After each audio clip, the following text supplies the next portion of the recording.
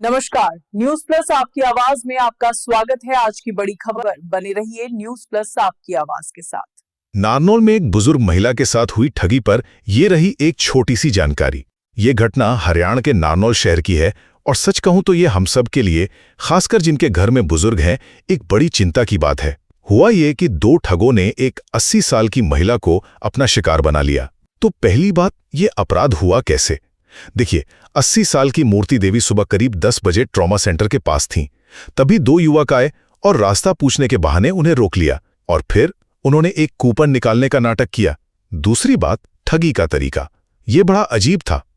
मूर्ति देवी बताती हैं कि कूपन निकालने के बाद उन्हें ऐसा लगा जैसे उन पर कोई जादू-टोना कर दिया गया हो, मतलब उन्हें कुछ याद ही नहीं रहा। और बस इसी का फायदा उठाकर ठगों ने उनके कानों से सोने की बालियां उतार लीं और जब उन्होंने पूछा तो कह दिया कि पास की चाय की दुकान से ले लो, और वो भाग गए। और आखिर में पुलिस की कार्रवाई। देखिए, परिवार ने शिकायत की तो नारनौल पुलिस ने 2 अज्ञात युवकों के खिलाफ केस दर्ज कर लिया है।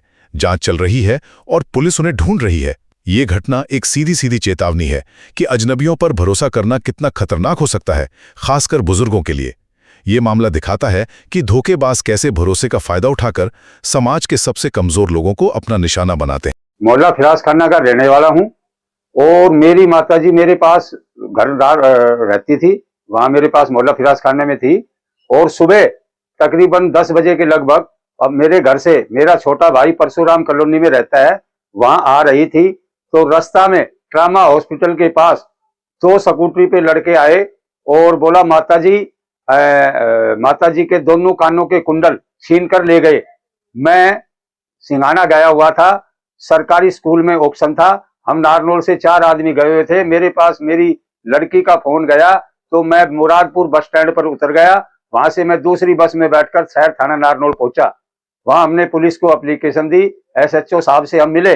एसएचओ साहब ने ये कहा कि भाई हम जल्दी से जल्दी पकड़ लेंगे और पुलिस हमारी लगी हुई है, सीआईए भी लगी हुई है और सारी टीमें हमारी लगी हुई है। ये एसएचओ साहब ने मेरे को कहा है। बेटा मेरा मूर्ति नाम है और फिराज खाना का रहने वाला है और मेरा छोटा बेटा का आ रही थी मैं। क्या हादसा हुआ आपके साथ में? मेरे साथ ये हुआ, एक स्कूटरी वाला था, वो मेरे को चलती हुई को ऐसे बुला लिया और बुला के ना बोला, माँ सतनाड़ी मोड़ का रास्ता बता दे। मैं बोली बेटा वो अपना बस स्टैंड के पास क्या है, उसको क्या बोलते हैं आप, महावीर चौक से पे चले जाओ और वहां से और बूझ लेना आप। एक पीछे से आया बड़ा बड़े बालों वाला, तो वो झोला खोला से बोला, माँ इसमें से एक कूपन ठा दे। मैं बोली मैं नहीं ठाऊं। अरे माँ ठा दो, एक कूपन ठा दो, हम भी तुम्हारे बेटे ही लगते हैं। मैंने बेटा वो कूपन ठा दिया। कूपन ठा के फिर वो मेरा कान्ना का निकलवा दिया। मतलब कहने का तात्पर्य आप बेसुध हो गए थे, बेहोश टाइप में हो गए? ना, बेहोश में भी ना हुई, थोड़ी थोड़ी तो होश में थी, अच्छी तरह ही थी।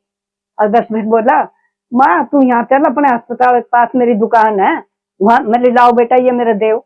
बोले वहां देंगे, चलो वहां देंगे माँ, वहां चलो।